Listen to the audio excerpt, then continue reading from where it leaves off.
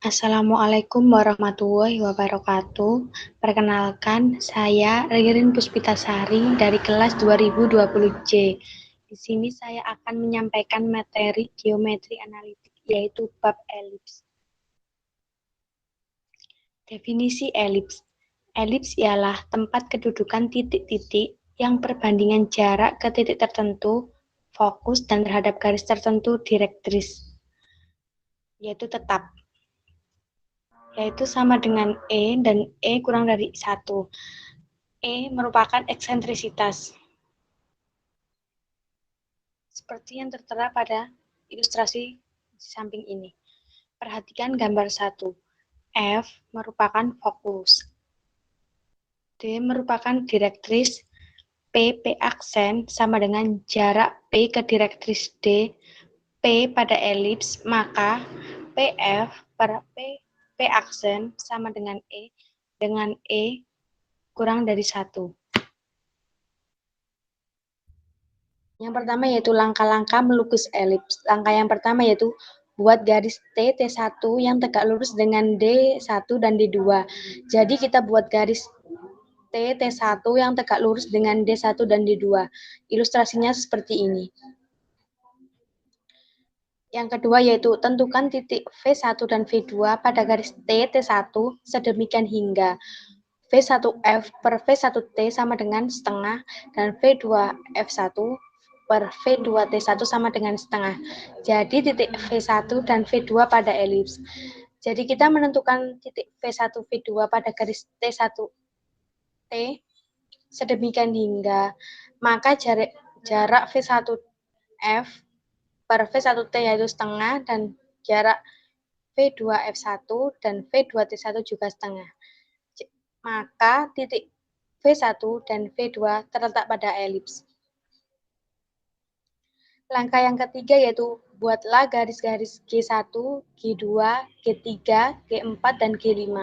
Masing-masing sejajar D dan memotong garis FT berturut-turut pada A sama dengan F, B, C, D, dan E sama dengan F1. Jadi kita membuat garis-garis G1, G2, G3, G4, dan G5 pada garis FT dan sejajar garis D, maka A sama dengan F, B, C, D, dan F1 sama dengan E. Cara yang keempat yaitu buatlah lingkaran F setengah AT sehingga memotong G1 di A1 dan A2. Jadi A1F per AT sama dengan A2F per AT sama dengan setengah, maka A1 dan A2 terletak pada elips. Jadi kita membuat lingkaran F setengah AT sehingga memotong G1 dan di A1 dan A2. Jadi A1F per AT sama dengan A2F per AT jaraknya setengah. Maka A1 dan A2 terletak pada elips. Cara yang kelima yaitu buatlah lingkaran F, setengah BT sehingga memotong G1 di B1 dan B2 jadi B1F per BT sama dengan B2F per BT sama dengan setengah. Maka B1 dan B2 terletak pada elips. Dengan cara yang seperti keempat tadi, kita buat lingkaran F setengah BT. Jadi memotong G1 di B1 dan B2.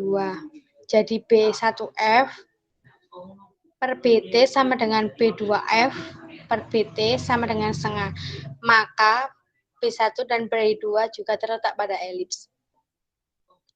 Langkah keenam yaitu lakukan langkah keempat dan langkah kelima sehingga diperoleh titik-titik C1, C2, D1, D2, E1, dan E2. Jadi langkah ke-6 itu sama seperti ini sampai kita menemukan E1 dan E2 semua itu terletak pada elips. Langkah ke-7 yaitu hubungkan titik-titik yang diperoleh dari langkah 2, langkah 4, langkah 5, dan langkah 6 sehingga akan diperoleh lengkungan tertutup yang disebut dengan elips dengan E sama dengan setengah. E di sini merupakan eksentrisitas.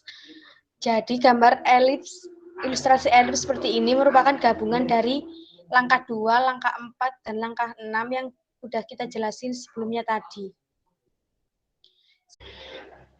Catatan, jika direktris D1 di sebelah kiri V2 dan berjarak 2 satuan, maka fokus F1 pada FT dengan V2F1 per V2T1 sama dengan setengah, maka akan menghasilkan elips.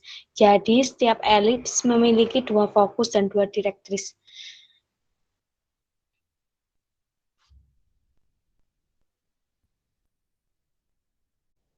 Selanjutnya yaitu istilah-istilah pada elips. Perhatikan gambar 3. F1 dan F2 disebut fokus. Jadi, F1 dan F2 ini merupakan fokus pada elips. D1 dan D2 adalah direktris. Jika P pada elips, maka PF1 per jarak dalam kurung P, D1 sama dengan PF2 per jarak P, D2 sama dengan E. E di sini merupakan eksentrisitas dengan E kurang dari 1. Jadi, D1 dan D2 ini merupakan direktris. Jika P pada elips, maka PF1 per jarak PD1 sama dengan PF2 jarak PD2 sama dengan E. E merupakan eksentrisitas dengan E kurang dari 1.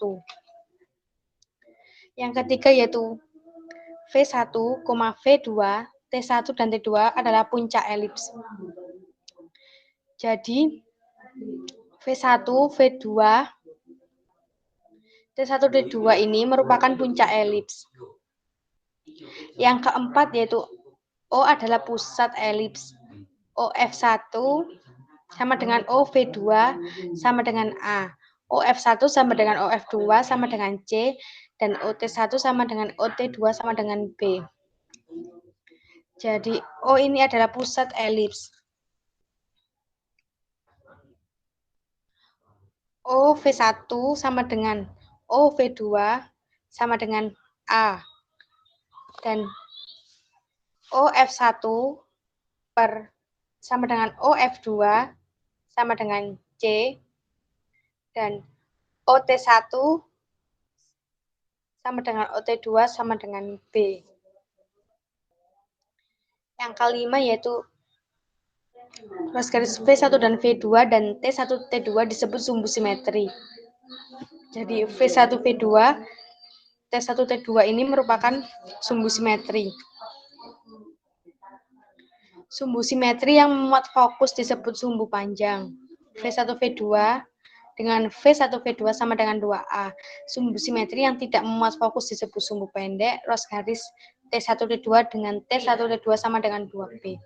Jadi, ros garis V1 V2 ini merupakan sumbu panjang dengan V1 V2 sama dengan 2A dan T1 T2 ini merupakan sumbu pendek dengan T1 T2 ini sama dengan 2B. Langkah yang keenam yaitu istilah yang keenam yaitu tali busur yang melalui fokus disebut tali busur fokus. Yang ketujuh yaitu tali busur fokus yang tegak lurus sumbu panjang disebut latus rectum. Dalam hal ini, ruas garis AB dan CD adalah latus rectum. Jadi ini ruas garis AB dan ruas garis CD itu merupakan latus rectum. Atau bisa disebut juga tali busur fokus yang tegak lurus pada sumbu panjang. Istilah ke-8 yaitu ruas garis penghubung fokus dengan titik pada elips disebut jari-jari fokus. Demikian penyampaian materi dari saya, kurang lebihnya mohon maaf. Wassalamualaikum warahmatullahi wabarakatuh.